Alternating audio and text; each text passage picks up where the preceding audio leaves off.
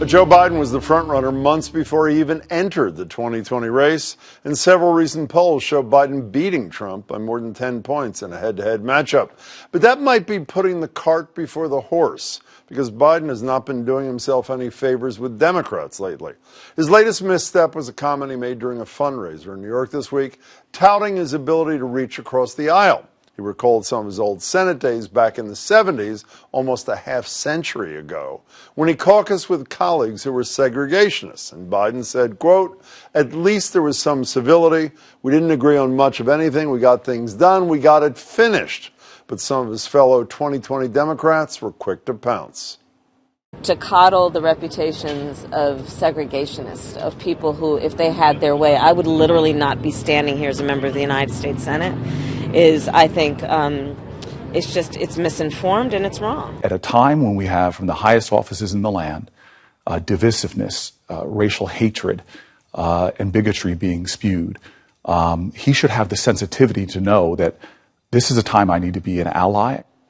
But Biden is not backing down from just the latest problem of his own making. At the same time, formerly single-digit Elizabeth Warren, policy prescriptions in tow, seems to be moving past fellow progressive Bernie Sanders. Joining me to discuss are Wilnelia Rivera, founder of Rivera Consulting, chief strategist for Congresswoman Ayanna Pressley's campaign. Good to see you again. See you again. Phil Johnston is former head of the state's Democratic Party and a 2016 Bernie Sanders supporter. Phil, it's great to see you. Good to see you. You know, on one hand, he's beating Trump, as we said in the polling. On the other hand, major missteps, Anita Hill, Hyde Amendment, and then not the Hyde Amendment, and now there's his working relationship with segregationists.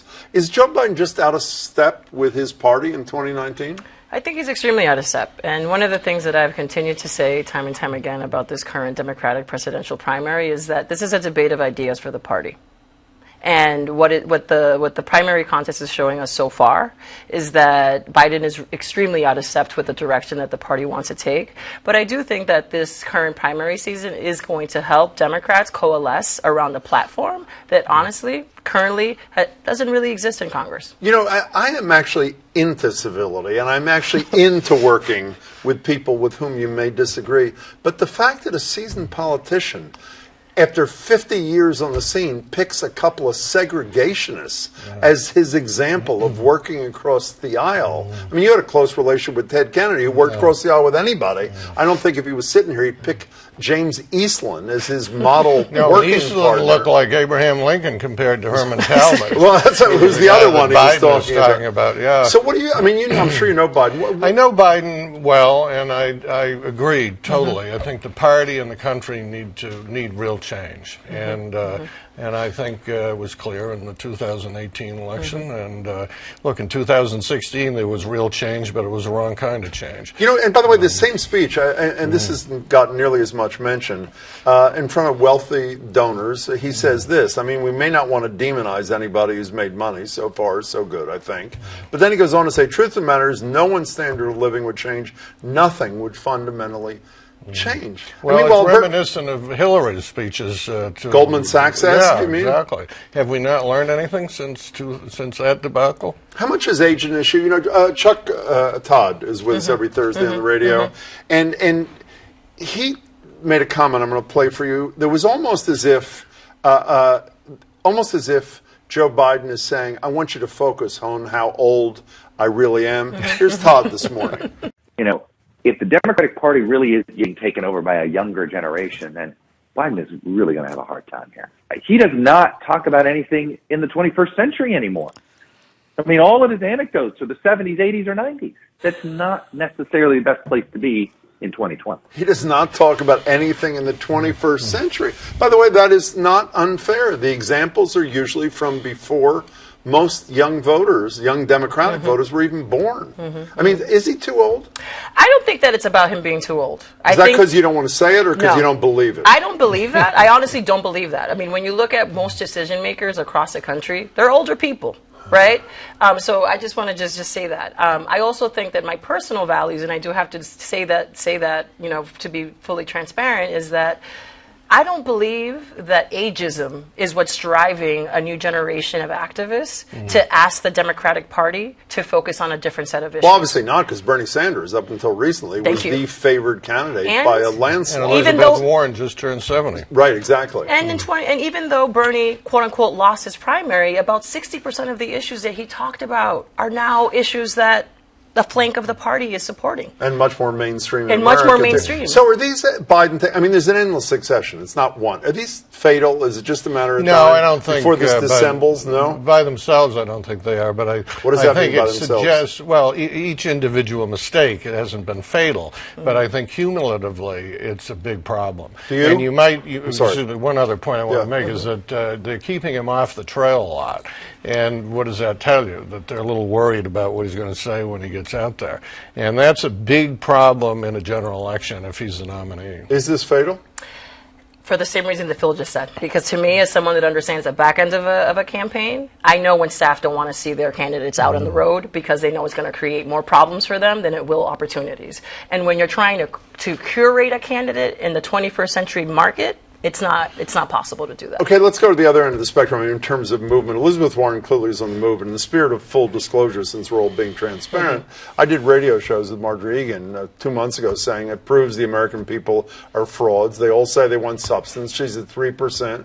Well, it may turn out they want substance. Is that why she's all of a sudden moving, and apparently in some polls, past Bernie Sanders? What is that about? Look, she's building infrastructure. She's hiring people, and she's spending money early.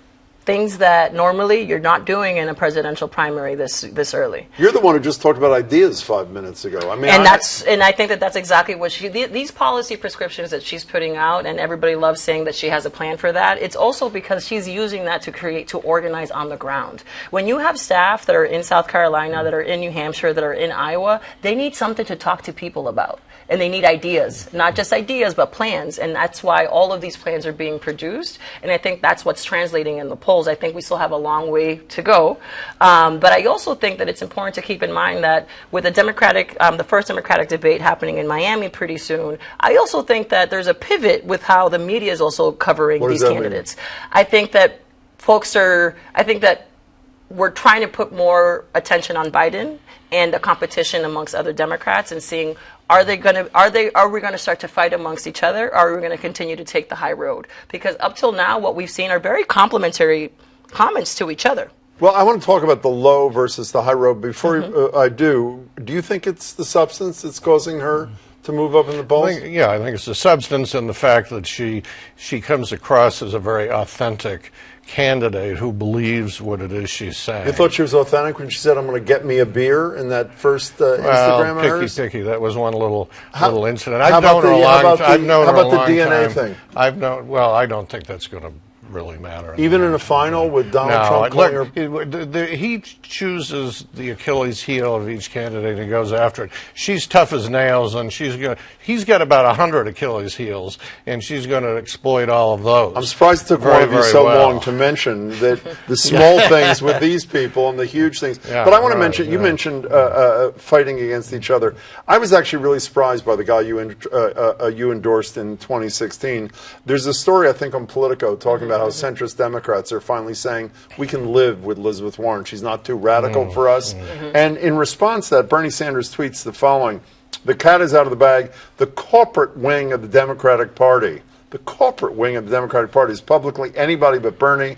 They know our progressive agenda of Medicare for all, breaking up the banks, taking on drug companies, and raising wages is the real threat to the billionaire class." Even if that's not an atypical thing about attacking another person, it's essentially attacking Elizabeth Warren, who is anything but a part of the corporate wing of the Democratic Party. Are you still with him, or you haven't decided? No, I like Elizabeth. You do? Elizabeth, yeah. Is this desperation? What is that? No, I don't think it's desperation. To begin with, they're close personally, so I don't think they're really attacking each other, and I'd be very surprised if they end up doing so. Yeah, people who are close in politics never attack each other, so that would never happen. Well, you and I have no experience in that. Can I change back to you? I'm sorry to interrupt you, but sure. we only have a minute left. Change it back to what you said a minute ago when you brought Trump into the conversation. I did a show about a week ago talking about whether or not Trump's changing of the rules in American politics will apply to Democratic candidates? So can you make more mistakes? Can you lie, frankly, and get away with it? It seems to me, based on the discussion we've had, that it doesn't. The rules that apply or don't apply to him, that he can say anything, do anything, based on like what we've been talking about for the last 7 or 8 minutes, there is not the same sort of wiggle room for Democrats, is there? There isn't. There is not the same kind of wiggle room. But I also think that given the climate that Trump has created, it does create a sense of urgency for Democrats to coalesce around a platform. And continuing to dismiss one wing over the other is part of the problem. We have many wings to the Democratic Party. We need someone that's going to understand that we need to reweave those wings together and create space for new people to come in. You have the final 15 And we seconds. need to organize. I agree Exactly. totally. I think we need to, as Michael Dukakis always says, there are X number of precincts in this country, like 120,000 precincts. We need a precinct captain for each one of them. Not just in a few states, but in all 50 states. And, you know, if we do that, we're going to win big first Tuesday in November next year. That's what Elizabeth is building. And you've learned your lessons well from your former boss, I should say. Phil, it's good to see you. Good to see you, Wilnelia, Jim. thanks so It's a much for your pleasure. time. Really appreciate it.